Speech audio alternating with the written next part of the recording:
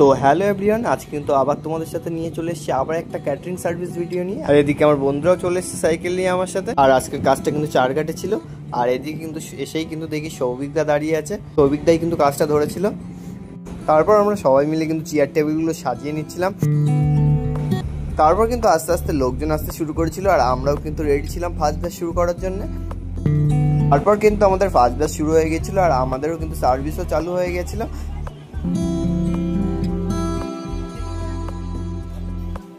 আর এদিকে ছিল সৌভিকদার ক্যাটারিং এর ব্যানার।